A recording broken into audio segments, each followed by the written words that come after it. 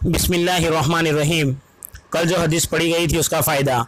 इस हदीस के अक्सर मज़ामीन रिसाला के गुज़श्ता औराक में बयान हो चुके हैं, अलबत्ता चंद उमूर काबिल गौर है, जिनमें सबसे अव्वल और अहम तो यह है कि बहुत से महरूम रमज़ान की मग़फ़िरत आम्मा से भी मुस्तस्ना थे, जैसा कि पहली रिवायत में मालूम हो चुका है, और वह ईद की इस मग़फ़िरत आम्मा से भी मुस्तस्ना कर दिए गए, जिनमें से आपस के लड़ने वाले हैं और वालिदैन की नाफरमानी करने वाले भी हैं। इनसे कोई पूछे कि तुमने अल्लाह को नाराज़ करके अपने लिए कौन सा ठिकाना ढूंढ रखा है, अफसोस तुम पर भी और तुम्हारी इस इज़्ज़त पर भी जिसके हासिल करने के गलत ख्याल में तुम रसूलुल्लाह सल्लल्लाहु अलैहि वसल्लम की बद्दुआएं बर्दाश्त कर रहे हो, जिब्रील अलैहिस्सलाम की बद्दुआएं उठा रहे हो और अल्लाह की रहमतों मग़फ़िरत आम्मा से भी निकाले जा रहे हो।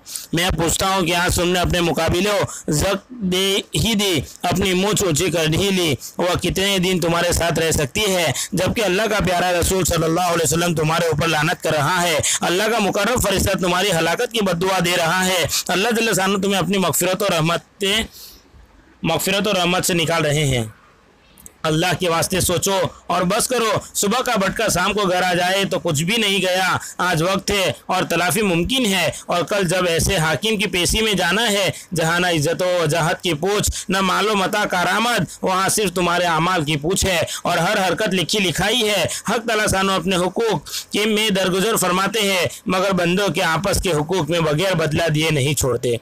नबी करीम सल्लल्लाहु अलैहि वसल्लम का इरशाद है कि मैं मुफलिस मेरी उम्मत में वह शख्स है कि क़यामत के दिन नेक अमल के साथ आवे और नमाज रोज़ा सदका सभी कुछ लावे, लेकिन किसी को गाली दी, किसी को तोहमत लगा दी थी, किसी को मारपीट की थी, बस यह सब दावेदार आवेंगे और उसके नेक अमलों में से इन हरकतों का बदला वसूल कर देंगे, और जब उसके पास नेक अमल खत्म हो जाएंगे तो अपनी बुराइयां इन हरकतों में बदला में उस पर डालते रहेंगे, और फिर इस अंबार की बदौलत वह जहन्नम रसीद हो जाएगा, और अपनी कसरत अमाल के बावजूद जो हसरतों या सका आलम होगा वह मोहताज बयान नहीं। वह मायूस तमन्ना क्यों न सुए आसमां देखे कि जो मंजिल ब मंजिल अपनी मेहनत रायगा देखे। दूसरा अम्र काबिल गौर यह है कि इस रिसाला में चंद मौके मग़फ़िरत के जिक्र किए गए हैं, और इनके अलावा भी बहुत से उमूर ऐसे हैं कि वह मग़फ़िरत का सबब होते हैं और गुनाह उनसे मुआफ़ हो जाते हैं। इस पर एक इस्काल होता है, वह यह है कि जब एक मरतबा गुनाह मुआफ़ हो चुके तो उसके बाद दूसरी मरतबा मुआफ़ी के क्या माना। इसका जवाब यह है कि मग़फ़िरत का कायदा यह है कि जब वह बंदे की तरफ मुतवज्जह होती है, अगर उस पर कोई गुनाह होता है तो उसको मिटाती है, और अगर उसके ऊपर कोई गुनाह नहीं होता तो उसके बकदरा उस पर रहमत और इनाम का इजाफा हो जाता है।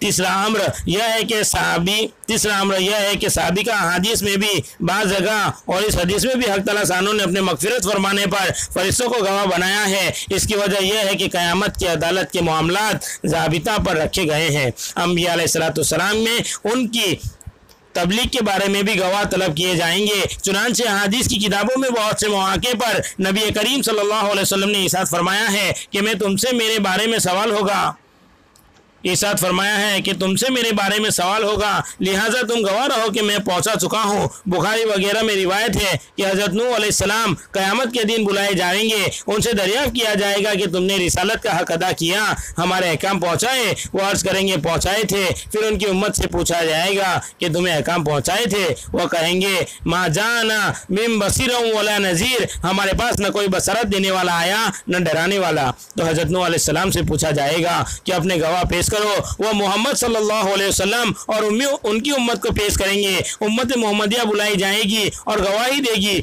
बाज़ रिवायत में आता है कि उनसे ज़रा की जाएगी, तुमको क्या खबर कि नूह अलैहिस्सलाम ने अपनी उम्मत को अहकाम पहुँचाए। ये अर्ज़ करेंगे कि हमारे रसूल सल्लल्लाहु अलैहि वसल्लम ने खबर दी, हमारे रसूल सल्लल्लाहु अलैहि वसल्लम पर जो सच्ची किताब उतरी उसमें खबर दी गई। इसी तरह और अंबिया की उम्मत के साथ यही पेश आएगा।